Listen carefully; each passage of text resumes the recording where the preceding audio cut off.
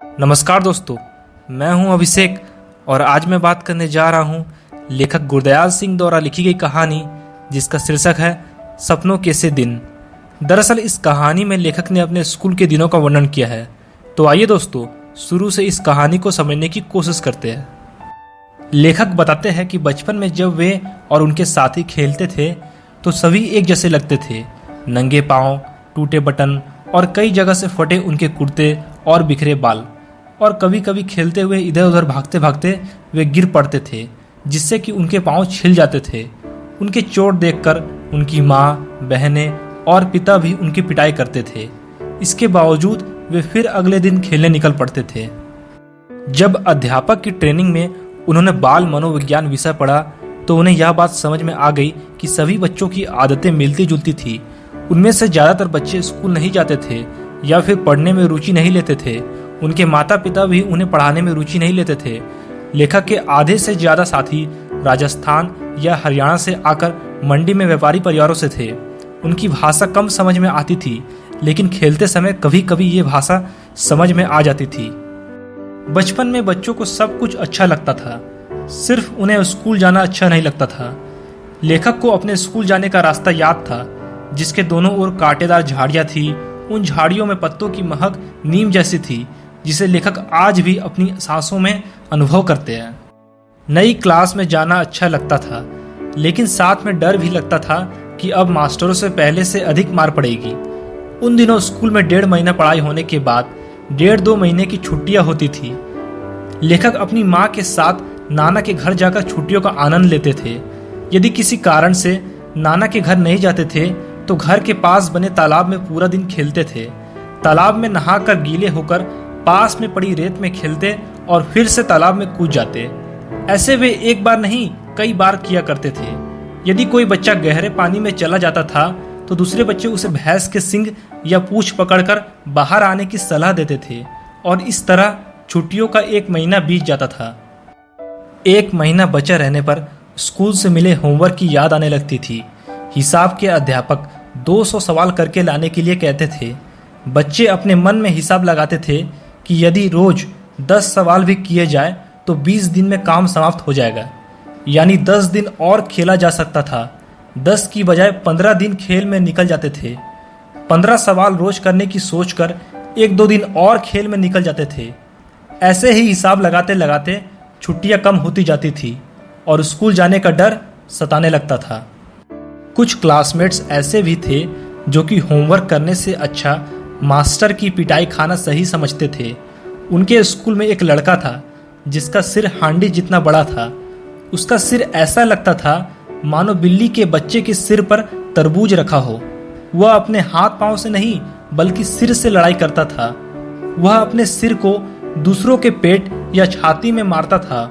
उनके क्लासमेट्स ने उस लड़के के सिर की टक्कर का नाम रेल बम्बा रखा था।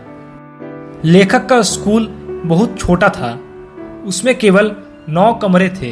पहला कमरा हेडमास्टर का था, जिनका नाम मदन मोहन शर्मा था। वे स्कूल के प्रेयर के समय बाहर आते थे। पीटी टीचर का नाम प्रीतम चंद था और वे प्रेयर के समय लड़कों की कतारों का ध्यान रखते थे। वे काफ़ी स्ट्रिक्ट थे, लेकिन स्कूल के हेडमास्टर बिल्कुल अलग स्वभाव के थे। वे कभी भी किसी स्टूडेंट्स को मारते नहीं थे, सिर्फ गुस्से में कभी कभार गाल पर हल्की चमाट लगा देते थे। कुछ स्टूडेंट्स को छोड़कर बाकी सब रोते हुए ही स्कूल जाया करते थे। कभी कभी स्कूल अच्छा भी लगता था जब पीटी टीचर कई सारे कलर्स के फ्लैग पकड़वाकर स्काउटिंग की प्रैक्टिस करवाते थे। जब सभी बच्चे ठीक से प्रैक्टिस करते थे तो वे शाबाश कहकर सभी बच्चों का हौसला बढ़ाते थे। लेखक के परिवार की आर्थिक स्थिति उतनी अच्छी नहीं थी, इसलिए स्कूल के हेडमास्टर मदन मोहन शर्मा जी एक अमीर परिवार के लड़के की किताबें लाकर लेखक को देते थे।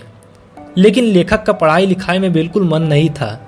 इसके पीछे शायद मनोवैज्ञानिक कारण हो सकते थे, जैसे आगे की पढ़ाई का कठिन होना या फिर नए टीचर से मार खाने का डर सताना।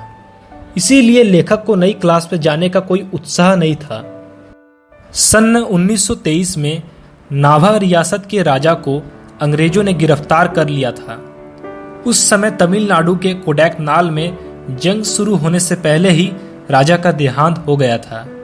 उनका बेटा विलायत में पढ़ रहा था।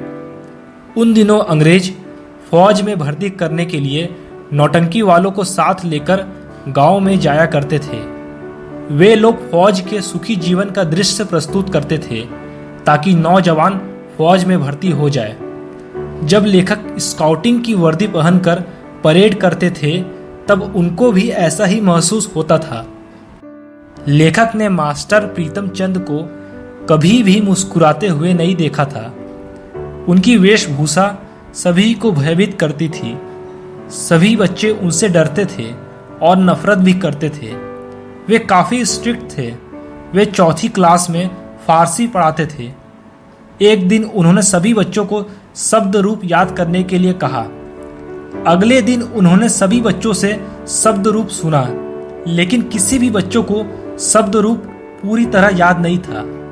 मास्टर जी ने सभी बच्चों को टांगों को पीछे से बाहर निकालकर कान पकड़ने और पीठ ऊंची करने के लिए कहा। कमजोर बच्चे सहन नहीं कर सके और 3-4 मिनट बाद ही वे गिरने लगे थे। जब लेखक की बारी आई तब उस समय हेडमास्टर मदन मोहन शर्मा जी उधर से निकले। उन्होंने पीटी सर को बच्चों से इतना बुरा व्यवहार करते हुए देखा तो उन्होंने पीटी सर को बहुत डांटा और उनकी शिकायत डायरेक्टर को लिखकर भेज दी। जब तक ऊपर से कोई आदेश नहीं आ जाते थे तब तक पीटी सर स्कूल में नहीं आ सकते थे। अब पीटी सर अपने घर पर आराम से रहते थे। उन्हें अपनी नौकरी की बिल्कुल भी चिंता नहीं होती थी। वे अपने घर में पिंजरे में रखे तोते को दिन में कई बार भीगे हुए बादाम खिलाते थे और उनसे मीठी मीठी बातें करते थे। बच्चों को हैरानी होती थी कि जो मास्टर स्कूल में बच्चों को इतनी बुरी तरह मारता था वो आज अपने तोते के साथ इतनी मीठी बातें कैसे कर लेता है। तो दोस्तों, इस वीडियो को लाइक और शेयर कर आप हमारा आत्मविश्वास बढ़ा सकते हैं और हमारे चैनल हिंदी फेवरेट टेल्स को सब्सक्राइब जरूर करें ताकि हमारी आने वाली एक नई कहानी को आप सबसे पहले देख सके। धन्यवाद।